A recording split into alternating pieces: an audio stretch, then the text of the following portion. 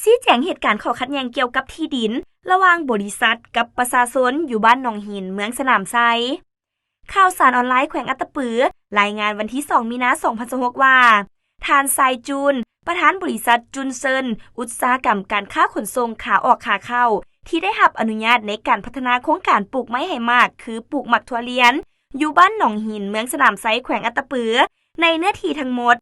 94.33 เฮกตาร์ได้ชี้แจงสาเหตุข้อขัดแย้งเกี่ยวกับที่ดินระหว่างบริษัทกับประชาชนอยู่บ้านหนองหินเมืองสนามไซว่า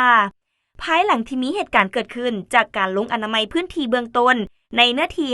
5.33 เฮกตาร์ที่ทางวิสาหการคนจีนได้นำเอากลจักรเข้าไปอนามัยพื้นที่เพื่อขยายส่วนกาเบียไม้ให้กว้างออกตืมนั้นทางบริษัทจุนเซินได้ประสานสมทบกับวิสาหการภาคสนามแต่ว่าวิสาหการบริษัทผัดได้ลงมืออนามัยพื้นที่ก่อนโดยที่บ่ทันได้รับอนุญาตจากภาครัฐถือเป็นการละเมิดต่อการจัดตั้งปฏิบัติฉะนั้นต่างหน้าให้แก่บริษัทจุนเซินอุตสาหกรรมการค้า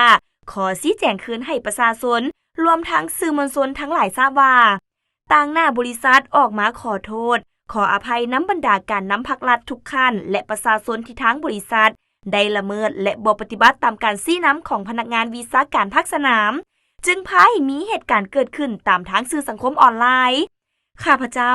ต่างหน้าบริษัทจุนเซินขอรับผิดชอบเหตุการณ์ที่เกิดขึ้นทั้งหมดที่เฮ็ดให้การนำภาครัฐเสื่อมเสียเฮ็ดให้สังคมบ่เข้าใจต่อเหตุการณ์ที่เกิดขึ้น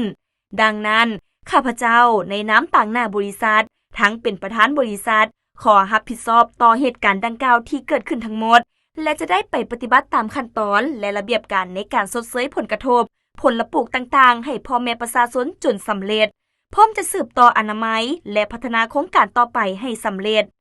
ในต่อหน้าจะบ่มีเหตุการณ์ดังกล่าวเกิดขึ้นอีกและฝากถึงบรรดาบริษัทต่างๆที่มาลงทุนอยู่เมืองสนามไซต้องปฏิบัติและเคารพการจัดตั้งทุกขั้นหวังอย่างยิ่งว่าการนำภาครัฐและสังคมจะพิจารณาให้อภัยต่อพวกข้าพเจ้าด้วยและสังคมจะเข้าใจต่อกับการชี้แจงของเหตุการณ์ดังกล่าวนี้ด้วย